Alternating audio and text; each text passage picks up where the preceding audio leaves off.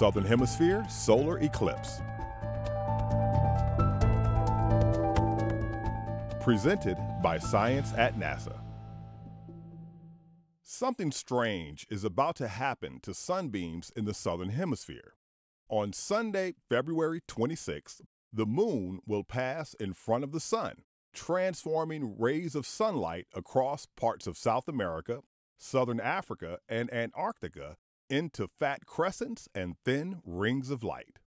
It's a solar eclipse in which the moon will cover as much as 99% of the sun. Millions of people will be able to witness the event since the eclipse zone encompasses more than 24 countries in 3 continents. There are 3 types of solar eclipses. The first is a total eclipse. The moon completely covers the blinding disk of the sun. The sun's ghostly outer atmosphere, called the corona, springs into view, mesmerizing onlookers in the path of totality. The second is a partial eclipse. The moon crosses in front of the sun off-center, leaving a crescent-shaped portion of the sun visible. And the third is an annular eclipse.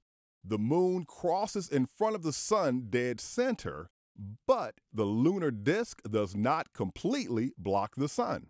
The edge of the sun juts out on all sides of the moon, creating a bright ring of fire.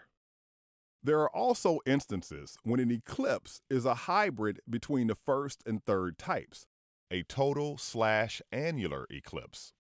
This occurs when the curve of the Earth results in the eclipse path moving between the eclipse's total and annular shadows. A total eclipse can change to an annular eclipse or vice versa along sections of the eclipse path. This eclipse will be an annular eclipse, with a narrow path of annularity snaking across 5 countries: Chile and Argentina in South America, and Angola, the Democratic Republic of the Congo, and Zambia in Africa. People in those countries can see the ring of fire for almost a minute and a half.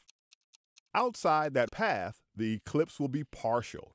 This means the sun will turn into a crescent, a slender one near the path of annularity and a fatter one away from it. Caution: the ring of sunlight throughout the eclipse is blindingly bright. Even though most of the sun's disk will be covered, do not attempt to observe the eclipse directly with the naked eye. Observers still need to use a solar filter or some type of projection technique.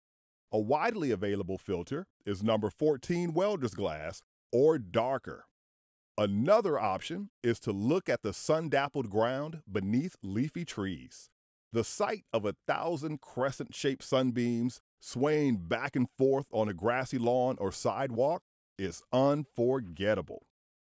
Astronomers are excited about this eclipse, mainly because it brings us closer to another one we've been anticipating for years, the total solar eclipse of August 21st, 2017.